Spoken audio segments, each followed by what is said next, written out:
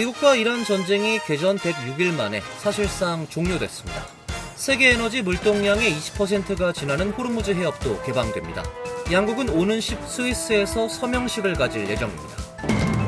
뉴욕 닉스가 53년 만에 우승을 차지하면서 뉴욕시 전체가 열광의 소용돌이에 휩싸였습니다. 일부 팬들이 총격과 난동 등 과격 행동을 벌여 수십 명이 체포됐고 버스가 불에 타는 등 차량 여러 대가 파손됐습니다. 연방정부가 중단되었던 아프리카와 중동 등 39개국의 망명 및 기타 이민 신청을 재개하기로 했습니다. 법원의 명령에 따른 것으로 추가적인 사법심사 가능성이 진행되는 동안 그 조건을 따르겠다고 밝혔습니다. 미국 시민권을 포기하는 사람들이 늘고 있습니다. 정치적 이유뿐 아니라 해외 거주자의 세금 부담과 복잡한 신고 의무 등이 주요 원인으로 꼽히고 있습니다. 주요 보험사들이 메디케어 어드밴티지 가입자들의 요양시설 입소 승인 요청을 무더기로 거부한다는 지적이 나왔습니다. 당국은 의료적으로 반드시 필요한 치료를 의도적으로 거부당했을 수 있다며 추가 조사 방침을 시사했습니다. 이상은 오늘의 주요 뉴스입니다. 시청자 여러분 안녕하십니까? KBN 뉴스입니다. 미국과 이란 전쟁이 개전 106일 만에 사실상 종료됐습니다. 세계 에너지 물동량의 20%가 지나가는 호르무즈 해협도 개방되는데요. 양국은 오는 19일 서명식을 가질 예정입니다. 트럼프 대통령은 어제 오후 5시 30분께 SNS 트루소셜에 글을 올려 이란 이슬람 공화국과의 합의가 지금 마무리됐다고 밝혔습니다. 카젬 가리바바디 이란 외무부 차관도 TV 인터뷰에서 미국과의 전쟁이 레바논을 포함한 모든 전선에서 영구적이고 즉각적인 종전이 선언됐다고 말했습니다.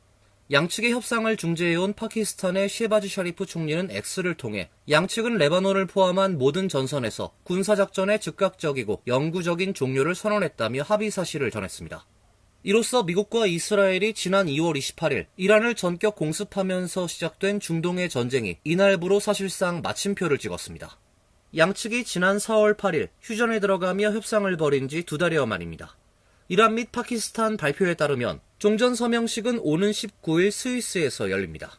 트럼프 대통령도 추가로 올린 SNS 게시글에서 19일 서명이 예정돼 있다고 확인했습니다. 제이디 벤스 부통령은 폭스뉴스 인터뷰에서 서명식에 트럼프 대통령이 직접 참석하는 것도 가능하다고 말했습니다. 미국과 이란의 합의문 최종본의 상당한 수정이 이루어진 것으로 전해졌습니다. 수정안엔 호르무즈 해협에서의 해상 서비스 미래 결정에 있어 이란과 오만의 역할을 명시적으로 인정하고 호르무즈 해협에 대한 해상 서비스 요금, 일명 통행료를 징수할 수 있는 이란의 권리를 처음으로 인정하는 내용을 포함한 것으로 알려지고 있습니다. 다만 60일 동안 선박의 통행료 면제를 허용하는 조항이 포함된 것으로도 알려졌습니다. 트럼프 대통령의 80세 생일과 미국 건국 250주년 기념 UFC 프리덤 250이 백악관 남쪽 잔디밭에서 열렸습니다. 경기장엔 4,500명의 관객들이 환호했지만 경기장 밖에선 반대 시위가 벌어졌습니다. 트럼프 대통령의 80세 생일을 맞아 어제 백악관 사우스론에서 UFC 경기가 열렸습니다. 백악관 광장에 설치된 250피트 높이의 아치형 구조물 특설 무대 더 클로 주변엔 관객 4,500명이 모였고 트럼프 대통령은 부인 멜라니아 트럼프 여사와 가족, 행정부 고위 인사, 공화당 의원, 재계 인사들과 함께 가운데 옥타곤 바로 앞자리에 앉아 경기를 관람했습니다. 행사 시작부터 군사적 연출이 더해졌습니다. 미국 국가가 연주되자 해군 블루엔젤스와 공군 썬더버즈 편대가 백악관 상공을 비행했습니다. 이후 경기 도중엔 B-1 폭격기가 지나가며 관중의 환호를 이끌어냈습니다. 백악관 기자단은 폭격기 소리가 워낙 커 인근 주민들이 잠에서 깰 정도였다고 전했습니다. 경기는 자정을 넘긴 시간까지 이어졌습니다. 출전 선수들은 빨간색과 흰색, 파란색이 들어간 맞춤형 장갑을 끼고 옥타곤에 올랐습니다. 일부 선수들은 경기 뒤 트럼프 대통령과 악수하거나 감사 인사를 전했습니다. 메인 이벤트에선 저스틴 게이츠가 일리아 토프리아를 꺾고 UFC 라이트급 챔피언에 올랐고 릴가네가 알렉스 페레이라를 꺾고 헤비급 챔피언에 올랐습니다. 행사장 안이 환호로 가득 찬 동안 백악관 밖에서는 반대 시위가 벌어졌습니다. 시민단체와 반전활동가들은 백악관이란 공공공간을 대통령 개인의 생일 행사이자 상업 스포츠 이벤트에 활용한 것은 부적절하다고 비판했습니다. 뉴욕 닉스가 53년 만에 우승을 차지하면서 뉴욕시 전체가 열광의 소용돌이에 휩싸였는데요. 일부 팬들이 충격과 난동 등 과격 행동을 벌여 수십 명이 체포됐고 버스가 불에 타는 등 차량 여러 대가 파손됐습니다. 한편 뉴욕시는 오는 18일 우승 축하 퍼레이드를 연다고 발표했습니다. 뉴욕 닉스가 지난 13일 펼쳐진 NBA 챔피언 결정전 5차전에서 샌안토니오 스퍼스를 94대 90으로 꺾고 지난 1973년 이후 53년 만에 우승이란 새 역사를 썼습니다. 5차전 경기 내내 끌려가던 닉스는 4쿼터 막판 극적 역전에 성공을 하면서 기적 같은 승리를 차지했습니다. 닉스의 주장이자 뉴욕의 왕으로 통하는 제일런 브런슨은 5차전에서 45점을 쏟아붓는 등 맹활약을 펼치며 챔피언전 MVP로 선정됐습니다. 닉스가 53년 만에 우승을 확정짓는 순간 뉴욕시 거리 곳곳에서 일제히 함성이 터져나왔고 차들은 약속이라도 한 듯 경적을 울리며 환호했습니다. 닉스의 상징인 파란색과 주황색 유니폼을 입고 거리 응원을 펼치던 수많은 팬들은 우승이 확정된 직후 쉴 새 없이 뉴욕을 외쳤고 맨해튼 미드타운을 중심으로 도시 곳곳이 거대한 축제의 장으로 변했습니다. 조란맘다니 뉴욕시장은 53년 만에 우승을 차지한 닉스를 위해 18일 축하 퍼레이드를 열 것이라고 밝혔습니다. 한편 53년 만에 우승 확정 소식에 일부 팬들이 충격과 난동 등 과격 행동을 벌여 수십 명이 체포됐습니다. 뉴욕시경은 닉스 경기와 관련해 경찰 폭행, 불법 총기 소지, 재물 손괴, 소란 및 공무집행 방해 등 혐의로 63명을 체포했다고 밝혔습니다. 특히 43 스트리트 브로드웨이 인근에서 17세 소년이 총상을 입는 사건이 발생해 3명이 체포됐습니다. 현장에 많은 인파가 몰린 관계로 구급차가 진입할 수 없어 경찰이 피해자를 병원으로 이송한 것으로 전해졌습니다. 또 경찰은 흉기 난동 사건이 4건 발생했고 여러 건의 대규모 난투극이 있었다고 밝혔습니다. 밤새도록 군중들에 의해 차량 여러 대가 파손됐고 이 중에는 월드컵 경기 셔틀버스로 사용하기 위해 시내에 있었던 스쿨버스 5대도 포함됐습니다. 타임스 스퀘어에서 촬영된 영상엔 버스 한 대가 화염에 휩싸이는 모습이 담겼습니다. 연방정부가 중단됐던 아프리카와 중동 등 39개국의 망명 및 기타 이민 신청을 재개하기로 했습니다. 법원의 명령에 따른 것인데요. 명령에 동의하지 않지만 추가적인 사법심사 가능성이 진행되는 동안 그 조건을 따르겠다고 밝혔습니다. 뉴욕타임스는 정부가 지난 12일 몇 달 동안 법적 공백 상태에 방치돼 있던 망명 및 기타 이민 신청의 처리를 재개하라는 법원 명령을 따르겠다고 밝혔다고 보도했습니다. 이 조치는 로드아일랜드의 연방판사가 지난주 이민서비스국이 시행한 일련의 정책들을 무효한 데 따른 것입니다. 이 정책들에는 이 기관에 제출된 망명 신청에 대한 전면 보류와 트럼프 대통령의 여행금지 조치 대상인 아프리카와 중동 등 39개국 출신자들이 제출한 이민 신청의 동결이 포함됐습니다. 그 결과 100만 건이 넘는 신청이 멈춰서면서 많은 사람들이 영주권, 시민권 및 기타 이민 혜택을 얻지 못했습니다. 엔젤리카 알폰소레얼스 USCIS 부국장은 12일 법원 제출 서류에서 이 기관이 직원들에게 해당 정책들을 더 이상 유효하지 않은 것처럼 다루라고 지시했다고 밝혔습니다. 이 기관은 또 웹사이트에 게시한 공지에서 법원의 명령에 동의하지 않지만 추가적인 사법심사 가능성이 진행되는 동안 그 조건을 따르겠다고 밝혔습니다. 현재 이 기관이 이민 신청에 대한 결정을 재개했는지는 불분명한 상태이며 정부는 법원 결정의 효력 정지를 구하는 항소를 제1연방항소법원에 제기했습니다. 정부의 항소는 존 맥코널 주니어 판사가 지난주 자신이 내린 명령을 즉시 이행하지 않은 트럼프 정부를 질책한 뒤에 나왔습니다. 트럼프 정부는 9일 제출 서류에서 맥코널 판사의 최초 명령이 예비적인 것이어서 효력이 발생하지 않았다고 주장했는데 이는 해당 부처가 신청에 대한 결정을 아직 재개하지 않았음을 보여주는 것입니다. 맥코널 판사는 11일 신속히 판결을 확정하면서 정부에 더 이상 시간을 끌지 말라고 직설적인 표현으로 명령했습니다. 맥코널 판사는 트럼프 행정부에 12일 저녁까지 이행을 위해 어떤 구체적 조치를 취했는지 법원에 알리는 보고서를 제출하라고 지시했습니다. 시민권을 포기하는 미국인들이 늘고 있습니다. 정치적인 이유뿐 아니라 해외 거주자의 세금 부담과 복잡한 신고 의무 등이 주요 원인으로 꼽히고 있습니다. 미국 시민권 포기가 증가하고 있습니다. 규모는 정확하게 집계되지 않고 있지만 증가 추세는 뚜렷합니다. 해외 거주 미국인 지원단체인 아메리칸스 오버시스에 따르면 지난해 국세청 명단에 오른 시민권 포기자는 4,889명으로 2020년 이후 가장 많았습니다.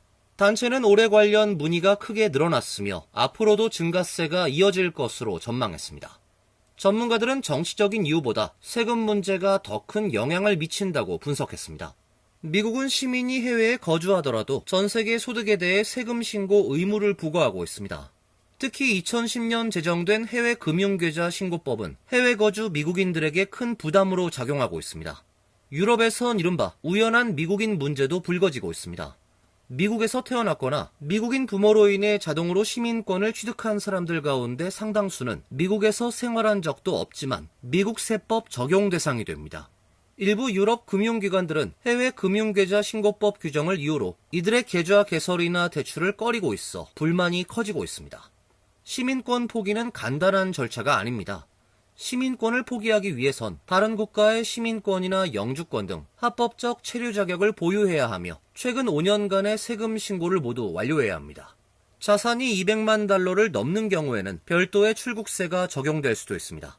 한번 포기한 시민권은 사실상 되찾기가 어렵습니다. 이민 전문가들은 세금 몇천 달러를 아끼기 위해 시민권을 포기하는 것은 매우 신중하게 접근해야 할 문제라며 미국 시민권은 세계적으로 가장 강력한 이동성과 거주 권리를 제공하는 자산 가운데 하나라고 강조했습니다. 주요 보험사들이 MA 가입자들의 요양시설 입소 승인 요청을 무더기로 거부한다는 지적이 나왔습니다. 당국은 일부 가입자가 의료적으로 반드시 필요한 치료를 처음부터 의도적으로 거부당했을 수 있다며 추가 조사 방침을 시사했습니다. 연방보건복지부 감찰관실이 11일 발표한 감사 보고서에 따르면 메디케어 어드밴티지 플랜을 제공하는 보험사들의 요양시설 입소 사전 승인 거부율은 평균 12%에 달했습니다. 감찰관실이 최근 주요 19개 보험사의 사전 승인 자료를 분석한 결과 총 10만 9,400건의 요청 중 약 13,500건이 거부됐습니다. 입소 신청 10건 중 1건 이상이 거절당한 것입니다. 특히 장기 요양시설 거주자의 경우 거부율이 무려 40%까지 올랐습니다. 몰리나 헬스케어가 23.4%로 가장 높았으며 카이저 퍼너먼트 14%, 휴메나 13.5%, CVS 헬스 13.5%, 유나이티드 헬스그룹 12.9% 순으로 조사됐습니다. 당국은 압도적인 번복 비율을 주목하고 있습니다. 전체 거부 사례 중 가입자가 이의를 제기한 비율은 18%에 불과했지만 이의 제기가 접수된 사건의 무려 95%는 당초 결정을 뒤집고 승인으로 번복됐기 때문입니다. 감찰관실 측은 이의 제기 시 승인으로 바뀌는 비율이 지나치게 높다는 점은 결과적으로 일부 가입자가 필요한 치료를 첫 단계에서 부당하게 거부당했음을 시사한다며 높은 거부율과 보험사 간 편차, 압도적인 번복 비율에 대해 면밀한 추가 조사가 필요하다고 지적했습니다. 요양시설업계는 보험사들이 비용 절감을 위해 필요한 치료를 고의로 지연시키거나 거부하고 있다며 목소리를 높이고 있습니다. 반면 보험업계는 사전 승인 제도가 불필요한 의료 남용을 방지하고 환자에게 적정한 치료를 관리, 제공하기 위한 필수적인 절차라는 입장입니다. 미국에서 2건의 살인사건을 저지르고 해외로 도주했던 한국 국적자가 8년 만에 체포돼 미국으로 인도됐습니다. 연방수사국과 캘리포니아주 산타클라라 카운티, 오렌지 카운티 검찰, 경찰 등은 2016년과 2018년 두 차례 살인을 저지른 혐의를 받는 한국 국적자 31세 김명진 씨를 라오스에서 체포해 미국으로 인도했다고 13일 밝혔습니다. 김 씨는 2016년 6월 27일 캘리포니아주 샌호제이에서 한 남성에 대한 살인을 의뢰한 혐의를 받고 있습니다. 당시 그의 의뢰를 받은 청부살인범은 원래 표적이 아닌 엉뚱한 사람의 총격을 가해 숨지게 했습니다. 그는 또 2018년 9월 5일에 캘리포니아주 웨스트민스터에서 돈 문제로 다투던 당시 26세 친구 크리스토퍼 김을 총으로 살해한 혐의도 받고 있습니다. 그는 이후 해외로 도피했으나 라오스에 체류 중이던 최근 여행서를 문의하러 미국 대사관을 방문했다가 덜미를 잡혔습니다. 미국과 라오스 사이에서는 범죄인 인도 조약이 체결되어 있지 않지만 국무부와 FBI 등은 라오스 정부와 협력해 김 씨의 신병을 확보했습니다. 라오스는 그를 출입국 관리법 위반 등 혐의로 구금한 이후 미국으로 송환했습니다. 산타클라라 카운티에서 기소된 김 씨는 이 지역에서 재판을 받은 이후 오렌지 카운티로 옮겨져 추가 기소될 전망입니다. 이번 사례는 미국 수배자가 라오스에서 미국으로 범죄인 인도된 첫 사례라고 당국은 설명했습니다. 사우스 다코타주에서 발생한 뺑소니 사고와 관련해 60대 한인 남성이 용의자로 체포됐습니다. 피해 여성은 병원으로 이송됐으나 다음날 숨진 것으로 전해졌습니다. 사우스다코타주 에버딘 경찰국은 63세 한인 제임스 조셉 정 씨가 사망 또는 부상을 초래한 뺑소니 혐의로 체포됐다고 지난 11일 밝혔습니다. 정 씨는 현재 해당 사건과 관련해 수사를 받고 있습니다. 경찰에 따르면 사건은 지난 8일 오후 5시 30분쯤 에버딘 사가 300번지 인근에서 발생했습니다. 경찰은 부상을 당한 여성이 있다는 신고를 받고 현장에 출동했으며 조사 결과 이 여성이 차량에 치인 것으로 확인됐습니다. 피해 여성은 사고 다음 날인 9일 사망했습니다. 또 경찰은 정 씨와 피해 여성이 서로 아는 사이였다고 밝혔습니다. 다만 두 사람의 구체적인 관계나 피해 여성의 신원은 공개하지 않았습니다. 에버딘 경찰은 정확한 사고 경위와 정 씨의 도주 여부 등을 계속 수사하고 있습니다. 이어서 간추린 소식입니다. 트럼프 대통령은 13일 트루스 소셜에 별다른 설명 없이 자신과 김 위원장이 함께 걷는 사진을 올렸습니다. 트럼프 대통령이 공유한 사진은 2018년 6월 12일 싱가포르 센토사 섬 카펠라 호텔에서 1차 북미 정상회담 직후 두 정상이 호텔 정원을 함께 산책하는 장면입니다. 두 정상은 당시 북미의 평화와 번영에 부합되는 새로운 관계 설립에 노력한다. 한반도의 지속적이고 안정적인 평화 체제 구축에 노력한다. 한반도의 완전한 비핵화를 위해 노력한다 등 문구가 담긴 합의문에 서명했습니다. 그러나 2019년 2월 베트남 하노이에서 열린 2차 북미 정상회담은 노딜로 끝났고 이후 북한은 비핵화 의제를 거부하고 사실상 핵 보유국 지위 인정을 대미 대화 조건으로 내세우고 있습니다. 워싱턴 DC 케네디 센터가 법원 명령에 따라 건물 외벽에 부착됐던 트럼프 대통령의 이름을 지난 13일 철거했습니다. 센터 이사회는 지난해 센터 이름을 도널드 J. 트럼프 존 F. 케네디 기념 공연예술센터로 임의 변경했습니다. 이에 반발한 민주당은 소송을 냈고 연방법원은 최근 명칭 변경 권한이 의회에 있다며 트럼프 대통령의 이름을 제거하라고 명령했습니다. 센터 측은 철거 작업을 위해 현장에 비계를 설치했으며 철거 작업 상황은 생중계됐습니다. 건물 정면 현관을 비롯한 외부 간판과 각종 안내 표식, 웹사이트에 사용된 트럼프 대통령 관련 명칭도 모두 삭제됐습니다. 트럼프 대통령 이름이 새겨졌던 글자는 모두 제거됐으며 기존 명칭인 존 F. 케네디 기념 공연예술센터로 복원됐습니다. 2026 뉴욕주 예비선거의 조기투표가 지난 13일부터 21일까지 9일간 진행됩니다. 조기투표 시간은 6월 13일에서 15일은 오전 9시에서 오후 5시, 6월 16일에서 17일 오전 10시에서 오후 8시, 6월 18일 오전 8시에서 오후 4시, 6월 19일 오전 9시에서 오후 5시, 6월 20에서 21일 오전 9시에서 오후 5시로 각기 달라 꼼꼼한 시간 확인이 필요합니다. 투표소는 플러싱 소재 더 보이스 클럽, 블랜드 커뮤니티 센터 등 거주지 인근 지정 장소입니다. 유권자들은 투표소 찾기 공식 웹사이트를 통해 자신의 투표소를 확인할 수 있습니다. 뉴욕주는 유권자 등록 시 정당을 선택한 유권자만 해당 정당의 예비선거에 참여할 수 있습니다. 이민자 보호교회 네트워크가 경제적 어려움과 불안정한 이민 현실 속에서 자녀를 양육하고 있는 서류 미비 한부모 가정을 대상으로 생활비 지원 신청을 받습니다. 이보교는 2020년부터 6년째 서류 미비 한부모 가정을 위한 생활비 지원 사역을 이어오고 있습니다. 이보교 측은 이번 지원 프로그램은 단순한 경제적인 지원을 넘어 지역사회 연대와 희망의 메시지를 전하는 데 의미가 있다고 설명했습니다. 지원 대상은 뉴욕 또는 뉴저지에 거주하는 서류 미비 싱글맘으로 18세 미만 자녀를 둔 가정입니다. 신청자는 이름, 주소, 연락처 등 기본 정보와 주거 상황을 제출해야 하며 담임 목회자의 추천서도 첨부해야 합니다. 지원 및 추천 마감은 이달 30일이며 접수는 온라인 신청서를 다운받아 이메일로 하면 됩니다. 선정된 가정엔 1년 동안 매월 $500의 생활 지원금이 지급됩니다. 환율과 증권 소식입니다.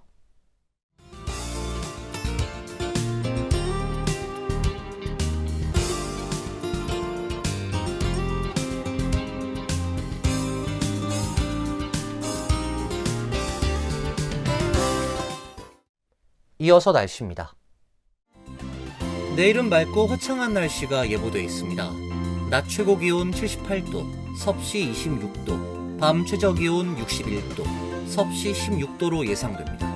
수요일은 구름이 많아지면서 몇 차례 소나기가 내리겠습니다. 목요일은 구름이 많은 흐린 날씨가 예상됩니다. 이상으로 KBN 뉴스를 마칩니다. KBN과 함께 즐거운 시간 되시길 바랍니다.